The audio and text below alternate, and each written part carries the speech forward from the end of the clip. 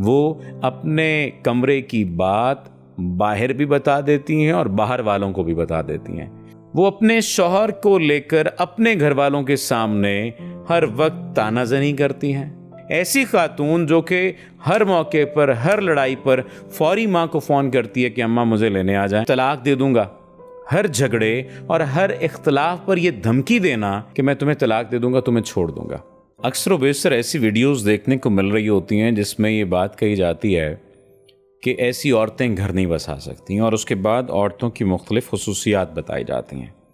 आज की इस वीडियो का टाइटल आपने पढ़ लिया है कि ऐसे मर्द घर नहीं बसा सकते जो ये 3 काम करते हैं, या यूं कह लीजिए ऐसे मर्द जो ये 3 काम करते हैं वो अपना घर बसाना नहीं चाहते, बचाना नहीं चाहते, वो अपने घर को खुद जहन्नुम बनाना चाहते हैं। ऐसे लोगों के बारे में कहा जाता है कि ये फितरतन बदलिहाज और बदमिजाज होते हैं। कुछ लोग साइकोलॉजिकली अगर कोई टर्म यूज़ करें तो नार्सिस्टिक और एब्यूजिव टर्म इनके लिए यूज़ करते हैं कि एब्यूजिव काइंड ऑफ पर्सनैलिटी होती है ये।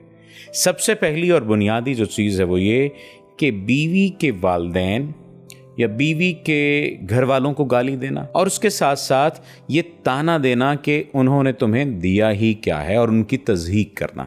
ये पहला पहलू है, ये पहला आप कह लीजिए पॉइंट है जो अक्सरों बेशतर मर्द जो लड़ाई करने वाले हैं, सबकी बात नहीं कर रहा, जो लड़ाई करते हैं, जो बदतमीज़ी करते हैं और घर बसाना नहीं चाहते, वो ये पहला काम लाजमी करते हैं। बीवी की इज्जत तो सिरे से नहीं करते, लेकिन वो बीवी के वालिदैन को, उसके घर वालों की तज़हीक करते हैं, उसका मजाक उड़ाते हैं और ये बात कहते हैं कि उसने तुम्हें, तुम्हारे बाप ने जहेज़ में दिया ही क्या है। दूसरा जो काम बड़ा कर रहे होते हैं, यूं कह लीजिए कि दूसरा जो जलालत भरा काम कर रहे होते हैं जिसकी वजह से घर वो बसाना नहीं चाहते या घर बस नहीं पाता, वो है तलाक देते रहने की धमकी, यानी तलाक देने की धमकी। तलाक दे दूंगा।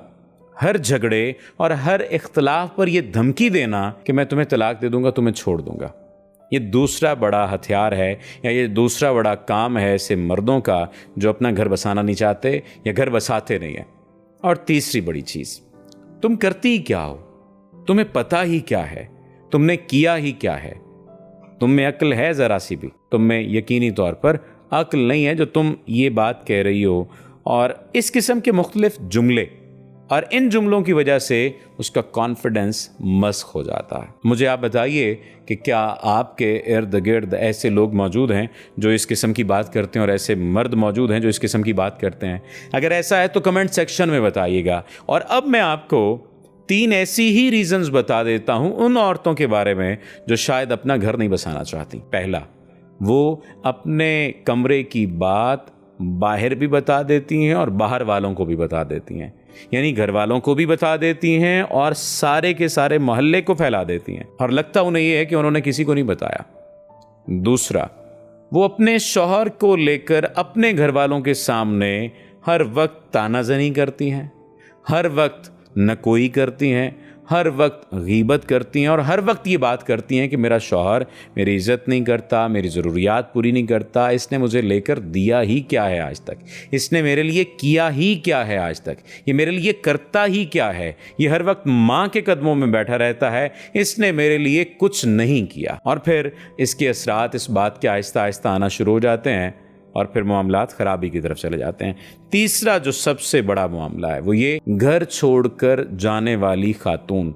ऐसी खातून जो कि हर मौके पर, हर लड़ाई पर फौरी माँ को फ़ोन करती है कि अम्मा मुझे लेने आ जाएं, अब्बा मुझे लेने आ जाएं, भाई मुझे लेने आ जाएं, और भाई या अब्बा या अम्मा वो भी फौरी निकल पड़ते हैं और वो कहते हैं ठीक है बच्चा आ जा। वो ये नहीं देखते कि उसकी गलती है, वो ये नहीं देखते किसी और की गलती है, वो ये नहीं देखते कि मामलात को बड़ा खुश उसलूबी के साथ सुलझाया जा सकता है, वो मामले को ख़राबी की तरफ लेकर जाता है। अगर ये खुसूसियात आप में पाई जाती हैं तो कोशिश करें कि अपने अंदर से निकाल दें। अगर ये खुसूसियात आपके पार्टनर में पाई जाती हैं तो बैठकर डिस्कस करें और उन्हें कहें, समझाएं और बताएं कि खुदारा इन हरकतों से निकल आइए। और अगर ये तमाम तर बातें आप अपने किसी इर्द गिर्द के शख्स में देखते हैं तो बिठाकर, समझाकर उन्हें इस काबिल बना दीजिए कि कम से कम वो अपना घर बसा सकें या घर बसाने की तरफ आ सकें। अल्लाह आपका हामी और नासिर हो। आपका बहुत शुक्रिया।